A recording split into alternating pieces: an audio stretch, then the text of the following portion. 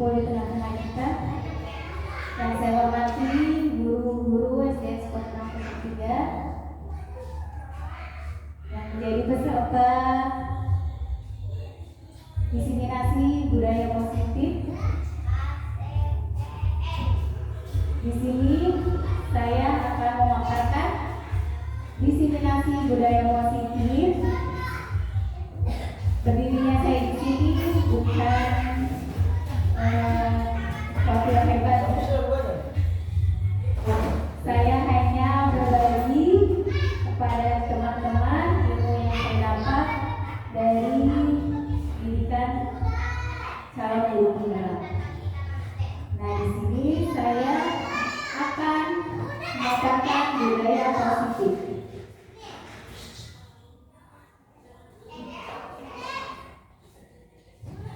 Di dalam budaya positif terdapat konsep inti budaya positif. Di antaranya, pertama, perubahan paradigma belajar, kedua, disiplin positif, ketiga, nilai-nilai kebaikan, keempat, kebutuhan dasar manusia, kelima, motivasi perilaku manusia, yang keenam, posisi kontrol guru, yang ketujuh, keyakinan kelas, dan yang terakhir yaitu segitiga restitusi. Yang pertama, pembelajaran dengan paradigma baru. Pembelajaran yang dirancang berdasarkan prinsip pembelajaran berdiferensiasi sehingga peserta didik belajar sesuai kebutuhannya berdasarkan tahap perkembangan sesuai teori psikologi modern untuk mewujudkan profil pelajar Pancasila.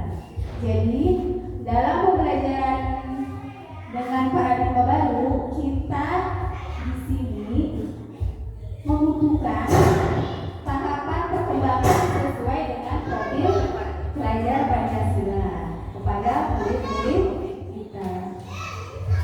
Yang kedua, profil pelajar Pancasila yang terdapat ada 6. Di antaranya, yang pertama, beriman bertakwa kepada Tuhan yang Maha Esa dan berakhlak karimah.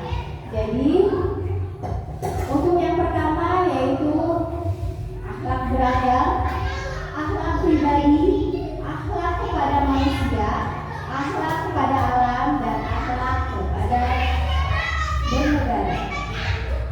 Yang kedua yaitu berkebinekaan global.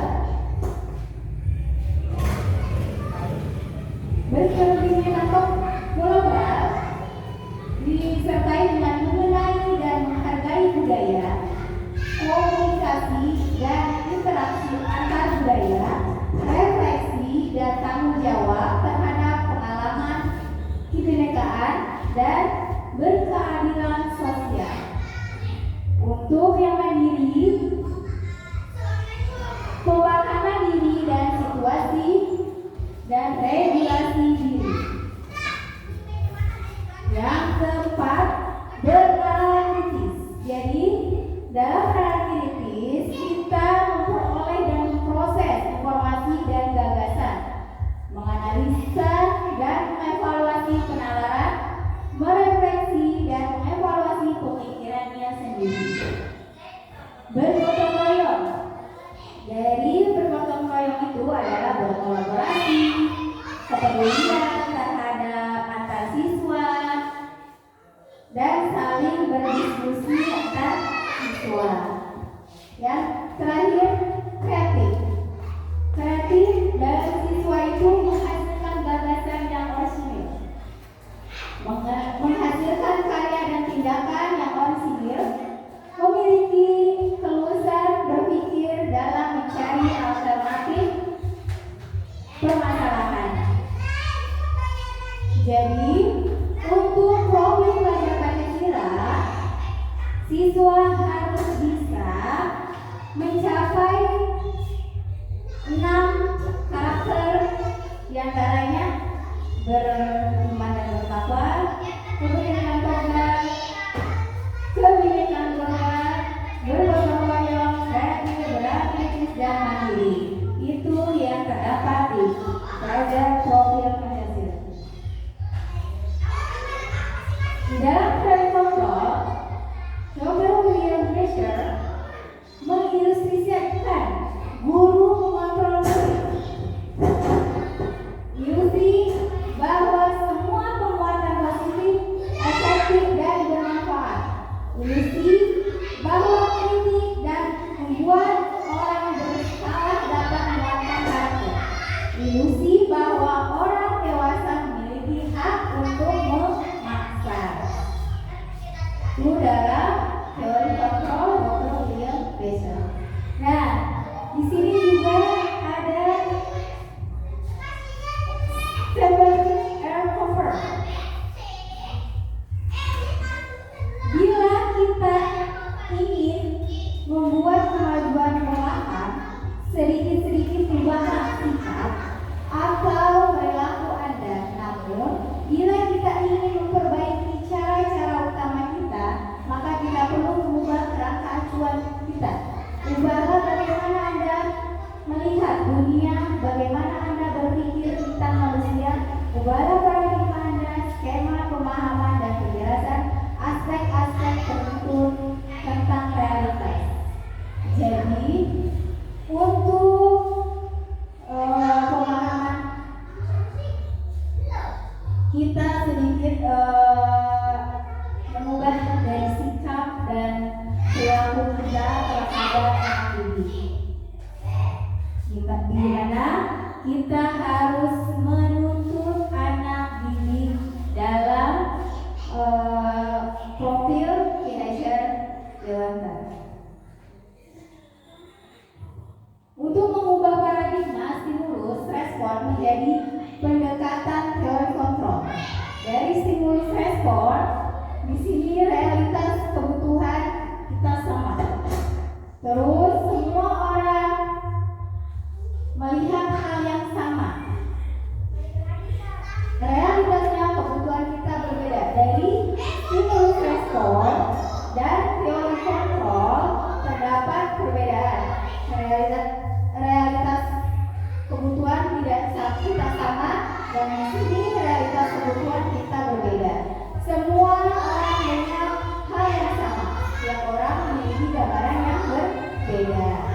Kita mengubah orang agar berpandangan sama dengan kita. Nah, di sini untuk teori kontrol kita berusaha memahami pandangan orang lain tentang dunia. Perilaku buruk dilihat sebagai suatu kesalahan. Semua perilaku memiliki tujuan. Orang lain bisa mengontrol saya.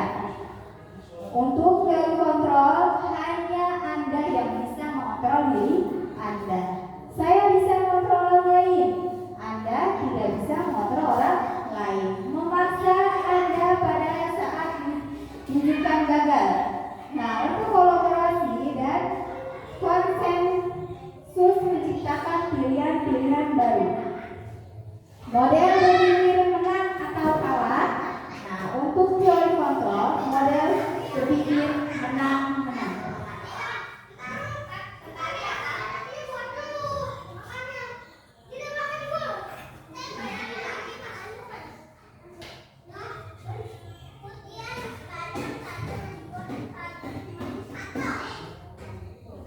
Disiplin positif. Disiplin positif dari kata disiplina, yang artinya belajar. Disiplin mengacu pada disiplin diri yang memiliki tanggung jawab terhadap apa yang dilakukannya berdasarkan nilai-nilai yang diyakininya. Disiplin positif merupakan salah satu cara penerapan disiplin yang bertujuan untuk menumbuhkan, berdasarkan, serta berdayakan peserta didik tanpa imbalan penghargaan atau ancaman atau hukuman. Jadi untuk disiplin positif yang biasa kita pernah lakukan, memberikan penghargaan, mengancam murid dan hukuman. Itu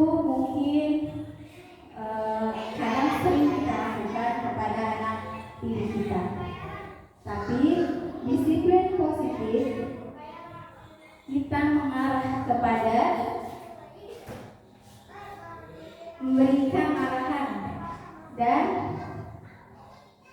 mengetahui permasalahan-permasalahan yang ada pada peserta didik. Untuk nilai-nilai kebajikan, nilai yang disepakati bersama terlepas dari berbagai latar belakang yang ada. Pertama, profil pelajar Pancasila, beriman dan bertakwa kepada Tuhan Yang Maha Esa dan berakhlak mulia, berkebinekaan global, gotong royong, mandiri, kreatif, dan berpikir kritis. Keterampilan hidup atau life skill dapat dipercaya, lurus hati, pendengar yang aktif, tidak merendahkan orang lain, dan memberikan yang terbaik dari diri. Bioprimary Year Program, toleransi, rasa hormat, integritas, mandiri, menghargai, antusias, empati, keingin-tahuan, kreativitas, kerjasama, percaya diri, dan komitmen. Itu dari nilai-nilai kebajikan dari berbagai latar belakang. Kebutuhan dasar manusia.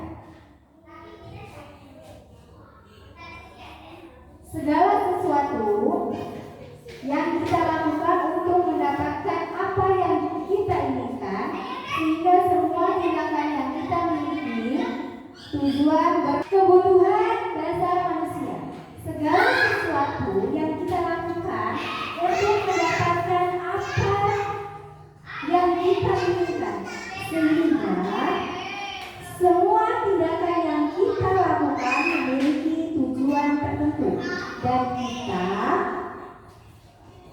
pasti akan melakukan usaha terbaik untuk memenuhi kebutuhan dasar tersebut. Kebutuhan dasar manusia yang pertama, bertahan hidup. Di antaranya makan, pakaian, tempat tinggal, keamanan, dan kesehatan. Yang kedua, kasih sayang dan rasa diterima. Sayang dan rasa diterima. Rasa diterima dipedulikan, kerjasama berbagai menjadi bagian dalam kelompok. Penguasaan, harga diri, keinginan untuk dianggap memimpin, berprestasi, diakui, dan dikenal. Kebebasan, mandiri, memiliki pilihan, mencoba hal baru, mampu mengendalikan arah dirinya. Kesenangan, beriman, humor, antusias, dan tertawa. Itu adalah 5 kebutuhan dasar manusia. Di antaranya seperti itu. Nah, mungkin sekarang kita refleksi diri untuk sedikit. Mungkin ada yang mau bersedia untuk speaking. Pak Ain, silakan.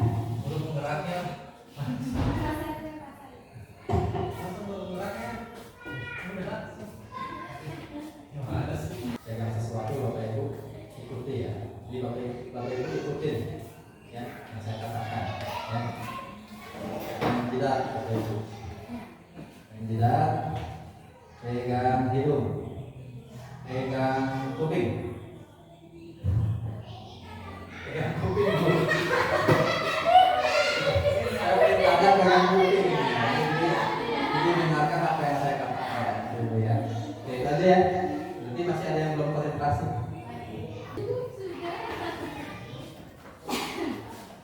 Terima kasih Pak Ain sudah memberikan stimulus untuk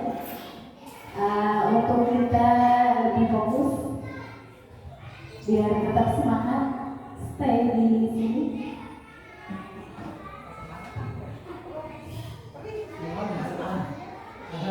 Selanjutnya ada motivasi perilaku manusia Jadi di sini kita memotivasi perilaku manusia, dan caranya untuk menghindari ketidaknyamanan atau hukuman, untuk mendapatkan imbalan dan penghargaan dari orang lain, untuk menjadi orang yang mereka inginkan dan menghargai diri sendiri dengan nilai-nilai yang mereka percaya. Jadi memotivasi perilaku manusia. Di peserta didik kita menjadi guru harus memiliki motivasi kepada anak didik untuk berperilaku yang baik. Jadi memberikan kepada peserta didik untuk merasa nyaman terhadap di sekolah, di kelas, agar tidak merasa takut terhadap sekolah atau di kelas. Biasanya kan ada guru yang ditakuti sama anak murid. Nah, di sini kita memberikan motivasi perilaku manusia terhadap peserta didik kita untuk menghindari ketidaknyamanan atau hukuman.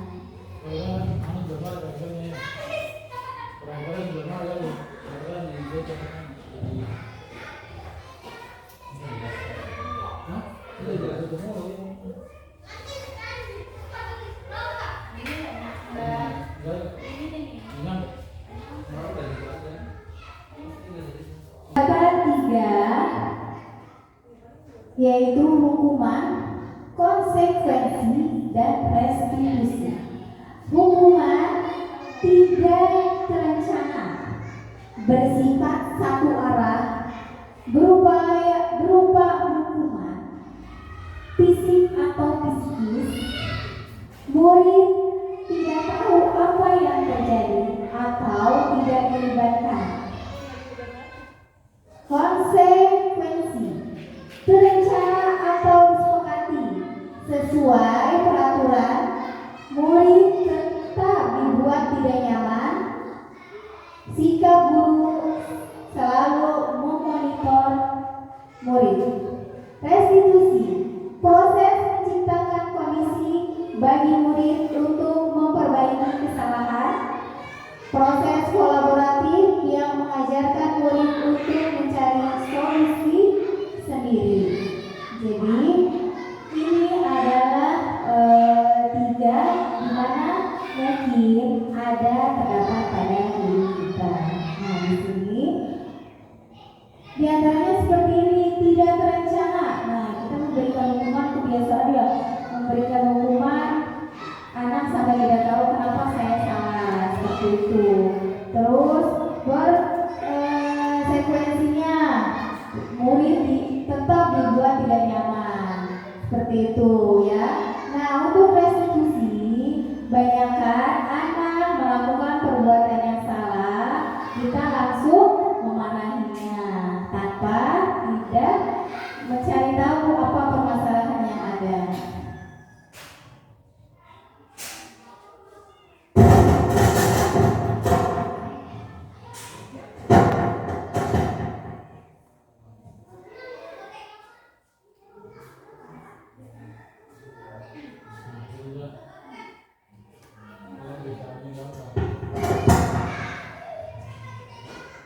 Lima posisi kontrol guru. Nah, diantaranya penghukum. Terus yang kedua, pembuat rasa bersalah. Yang ketiga, teman. Yang keempat, pemantau.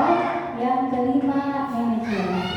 Coba, mungkin di antara lima posisi kontrol, yang manakah yang ada pada diri Bapak Ibu guru semua? Coba. Untuk penghukum,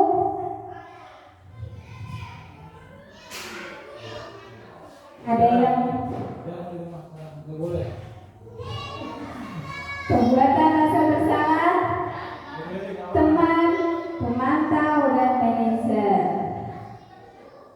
ada yang beri pendapat terhadap 5 posisi kontrol guru.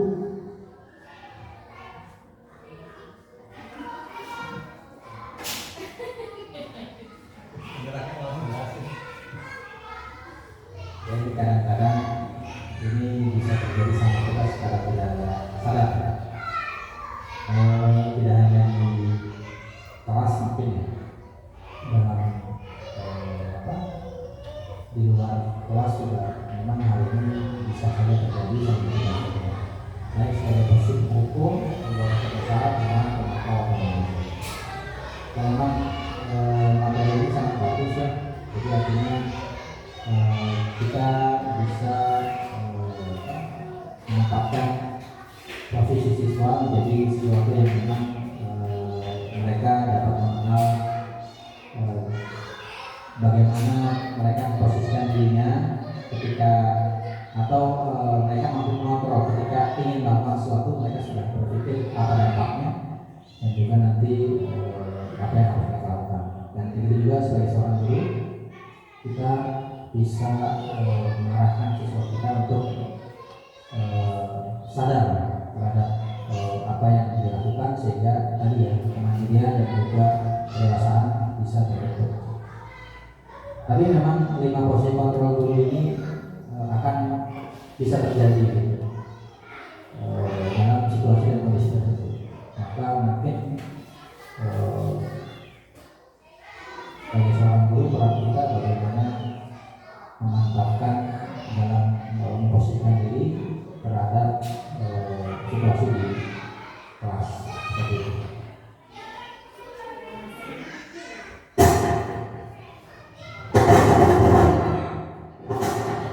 Terima kasih Pak Ilham sudah menjelaskan 5 kontrol yang ada di posisi kontrol guru. Jadi kita kebanyakan mungkin semua ada pada diri kita, dari penghukum, pembuat rasa bersalah, teman, pengatur, manajer. Ya, tapi di saat ini kita harus pada posisi manajer atau kadang menjadi teman kepada murid kita di sekolah dengan keyakinan keras. Mungkin Pak Nato menjawab pertanyaan. Kalau ini tadi Bapak yang kembalian sebelumnya tadi yang nah itu. Nah di situ kan ada penghukum gitu ya. Penghukum, nah di sini keterangannya kamu berkeliling berapa Pak? Kamu harus berkeliling lapangan sebanyak 5 kali gitu kan. Nah hukuman itu emang masih ada atau boleh dibolehkan atau bagaimana? Kalaupun ada sudah level mana anak gitu kan harus kita hukum untuk keliling seperti itu gitu. Oke, terima kasih atas pertanyaannya Pak Nato.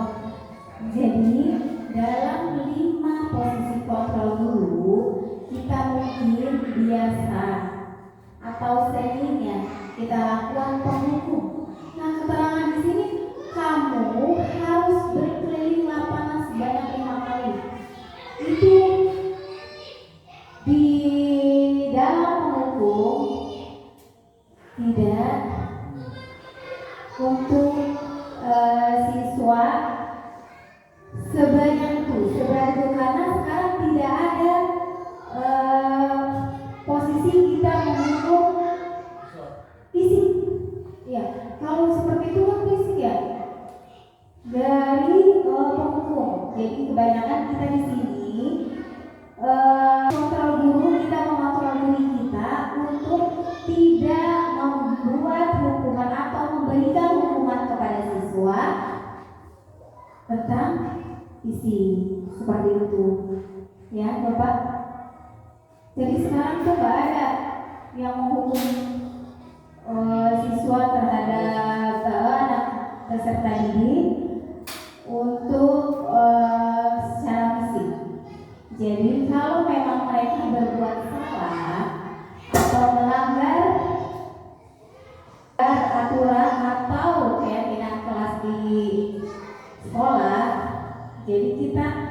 mencari tahu apa akar permasalahannya. Seperti itu. Mungkin dari saya menjawab pertanyaan dari Pak Nato. Ada yang mau ditambahkan dari pertanyaan Pak Nato mungkin? Bapak Ibu Guru?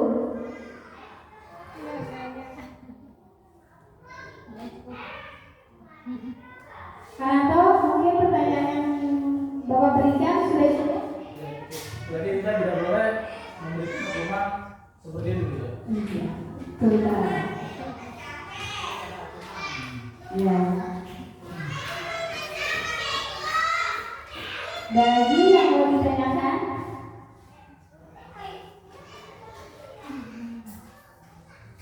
nah sekarang saya yang mau bertanya Bapak Ibu, apa sih bedanya peraturan kelas dengan keyakinan kelas? Ada yang mau jawab? Tidak? Maju ke depan.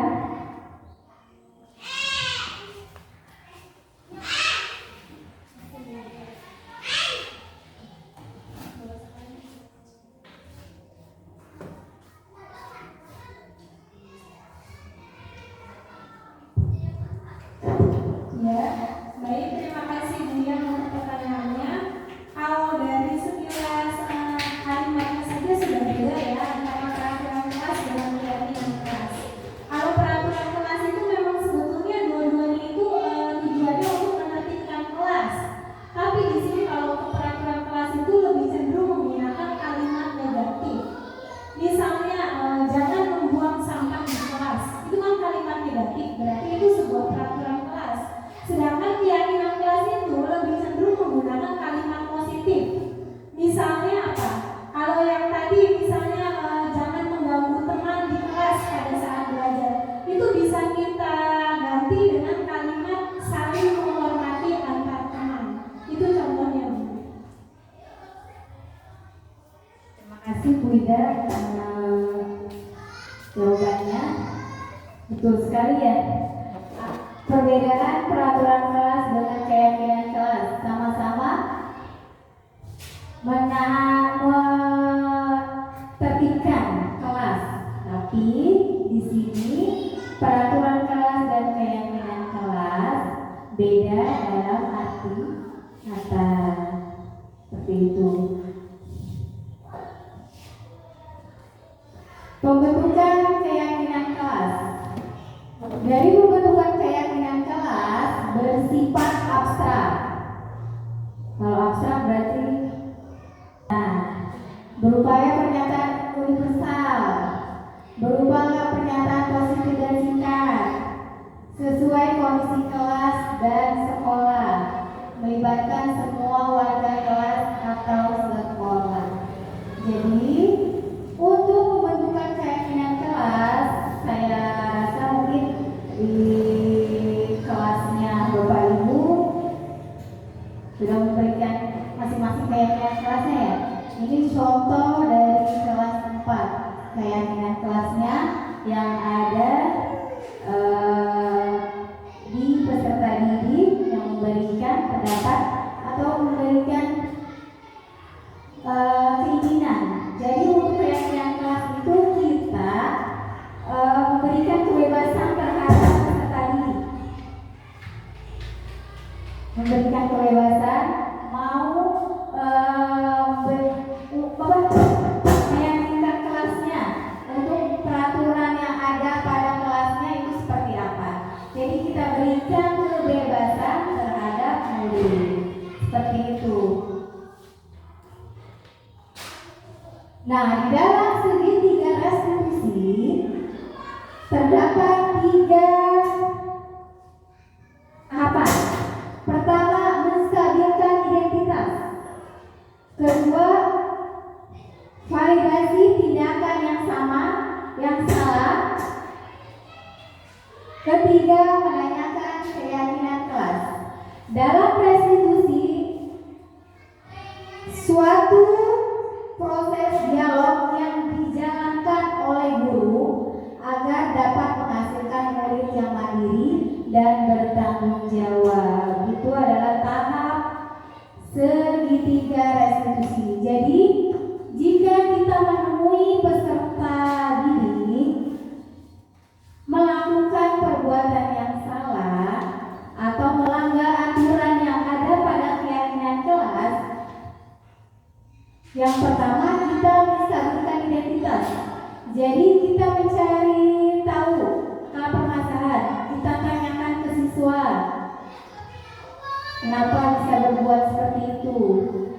Kita terus yang kedua validasi tindakan yang salah. Nah kita arahkan lagi ke anak, dia melakukan kesalahan karena kenapa? Kita menggali, kok bisa anak berbuat salah? Jadi kita memvalidasi, memberikan ke anak kok bisa berbuat salah, kenapa? Kita mencari tahu seperti itu. Nah dia akan menanyakan keyakinan. Nah dari situ kita memberikan arahan atau bimbingan kepada anak,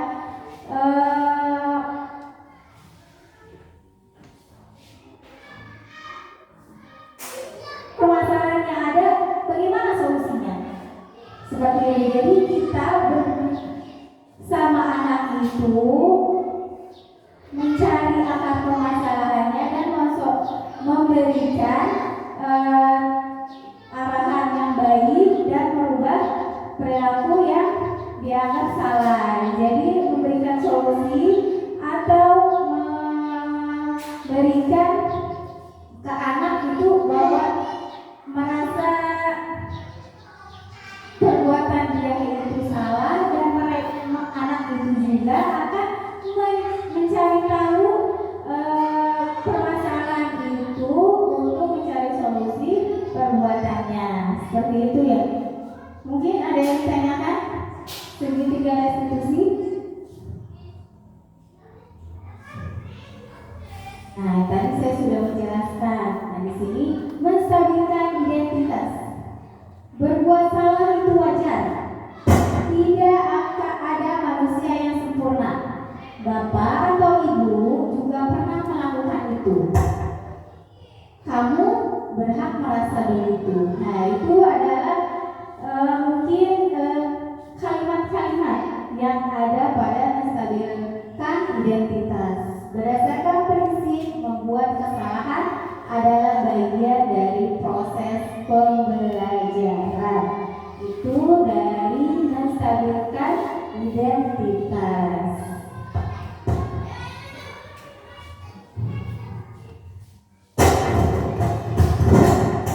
Validasi tindakan yang salah. Kamu pasti punya alasan mengapa melakukan hal itu. Nah, seperti itu Bu, untuk memvalidasi tindakan yang salah kepada anak. Padahal kamu bisa melakukan yang lebih buruk dari itu. Jadi kita mengarahkan, kalau dia sudah melakukan itu, kita berikan kalau melakukan lebih itu lebih bahaya. Jadi anak berpikir kritis. Kamu patut bangga karena telah mengandung sesuatu yang penting buatmu. Nah, itu adalah berdasarkan prinsip setiap perilaku berupaya memenuhi suatu kebutuhan tertentu. Tuh.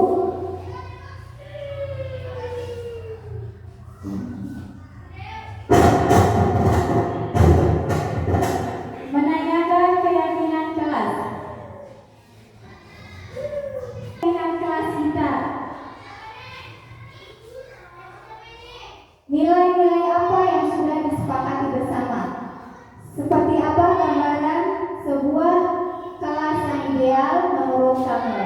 Nah, di sini kita menanyakan keyakinan kelas yang ada pada keyakinan kelas dan memberikan siswa untuk berpikir, oh berarti perbuatan ini salah, seharusnya seperti ini, seperti itu. Berdasarkan prinsip teori kontrol bahwa kita termotivasi secara instinktif.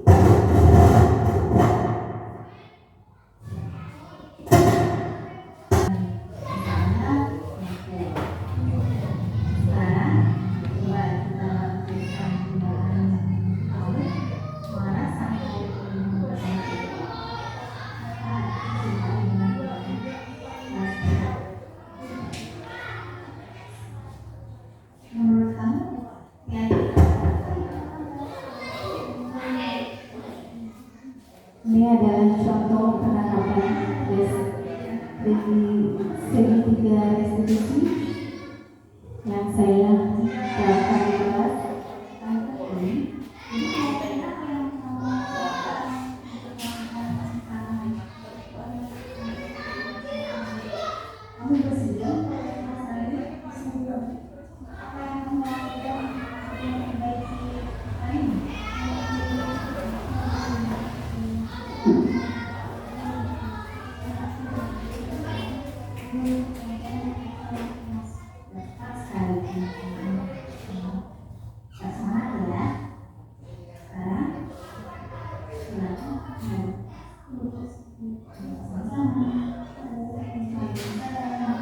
Itu contoh dari penerapan segitiga restitusi.